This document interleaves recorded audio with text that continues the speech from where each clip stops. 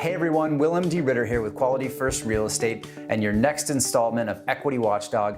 This week on the show, I'm going to talk about the top 4 seller regrets. So Zillow just did their annual consumer report and they polled a bunch of sellers across the United States and they discovered what their top 4 regrets were. So regret number 1 was, I should have started to prepare my home earlier. This is common, I see it all the time. So 30% of homeowners said that they did not take enough time getting their home ready for sale.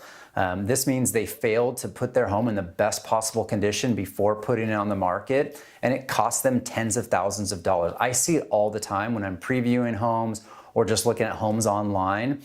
By not doing a few simple things, whether it's doing some paint or flooring or some landscape, it's literally costing sellers tens of thousands of dollars, and it breaks my heart. It really does. They're getting bad advice from their realtors who just say, yeah, okay, well, maybe tuck away this or do that and the other. No, you need to do certain things and certain projects, and you're gonna reap the rewards. It's gonna pay dividends. So take the time, get your home ready, get organized, listen to your realtor, me, and then really reap those rewards and sell for the highest possible price. So that's number 1.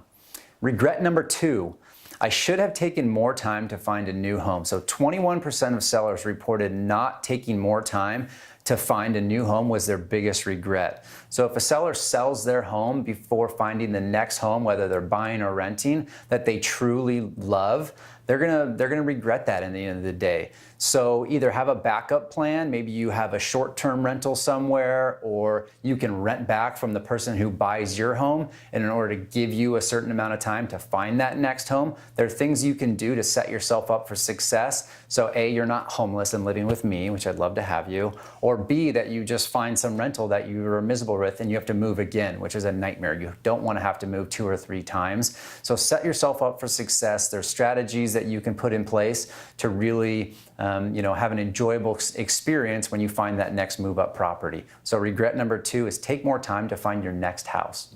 Okay, regret number 3. I wish I had used an agent instead of selling on my own. So 19% of sellers reported that their biggest regret was selling their home themselves instead of hiring an agent. So the average for sale by owner, or FSBO as we call it in the business, they end up selling their house for 10 to 15% less than those who hire an agent. So an agent's gonna charge you anywhere between 5 and 6%.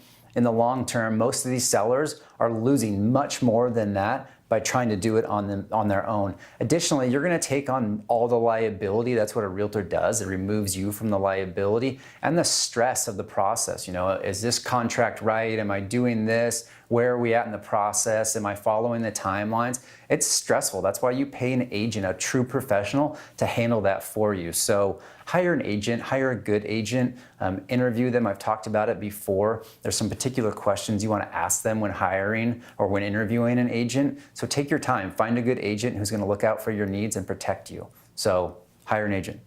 Okay, regret number 4.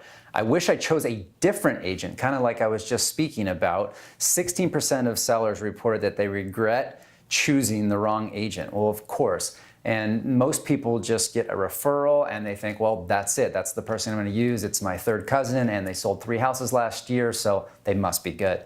That's not the case. Interview multiple agents. I even have my, clients I meet with, have you interviewed more agents? I ask them, go interview more agents. Find out, is that person really looking after your best interests? Do they have experience in helping you strategize to meet your goals? It's very important. You want to know everything about them. This is the biggest financial decision of your life. And again, like I talked about in regret number 1, it can cost you tens of thousands of dollars by making the wrong hire or not following someone's good advice. So hire a good agent, be comfortable, enjoy the process with them. You guys should fit well together. If there's any uncertainty about their ability or skill or past reviews, don't hire them. Find somebody that's going to represent you in your earnest. Hire a good agent. Those are the top 4 seller regrets on this installment of Equity Watchdog. If you have any questions or just need a referral around the house, feel free to reach out to me, call, text me anytime, and I will see you next time. Thanks for watching.